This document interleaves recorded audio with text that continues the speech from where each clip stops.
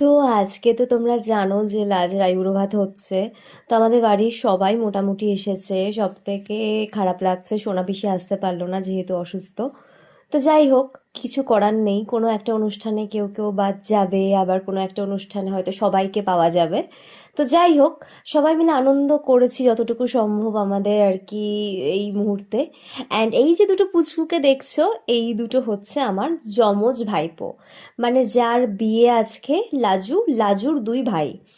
তো আবার সেজ পিসির এক ছেলে এক মেয়ে, তো মেয়ের মেয়ের বিয়ে হচ্ছে, আর ছেলের দুই ছেলে হচ্ছে, এরা মানে আমার যমজ ভাইপো। তো এদের আমি পিসি হচ্ছি, ওকে। তো যাই হোক, আমরা সবাই মিলে এবার লাঞ্চে বসলাম, কারণ ওইদিকে আশীর্বাদ টাশীর্বাদ চলছে, বাট আমার আর দেরি করলে হবে না, আমাকে আবার সুদীপ্তার ওখানে যেতে হবে। Already I am late.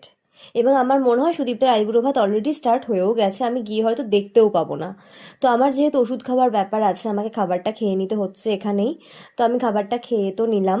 And বিয়েবাড়ির দিনের বেলাকার খাবার আমার একটু বেশি পছন্দ হয়, আমি জানি না কেন। অ্যান্ড আমার মাকে দেখো কত সুন্দর লাগছে শাড়িটার, মানে কালার কম্বিনেশন জাস্ট ওয়াও।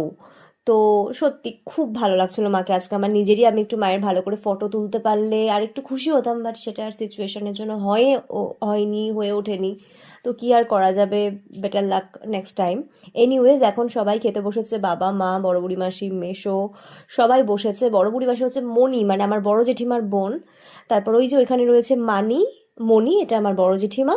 আর এই যে এটা আমার মানি। এটা ছোট বুড়ি মাসি মানে মনির আর এক বোন, আর এটা হচ্ছে আমার বড়দি ভাই মানে বড় পিসির মেয়ে। তো সবাই মিলে খাওয়া দাওয়া করছে, এখন অন্য ব্যাচ চলছে। আর আমি বসেছিলাম আমার জেঠুর সাথে খেতে, আর সামনে দুই যমজ ভাইপোকে নিয়ে আমরা ফার্স্ট ব্যাচে খেয়েছি। এখন আমি ওয়েট করছি বাবার জন্য, বাবার খাওয়া হলে বাবার সাথে আমি বেরিয়ে যাব। দেন এখান থেকে আমি সুদীপ্তার বাড়ি যাব। আমি খুবই খুবই খুবই এক্সাইটেড ওখানে যাওয়ার জন্য।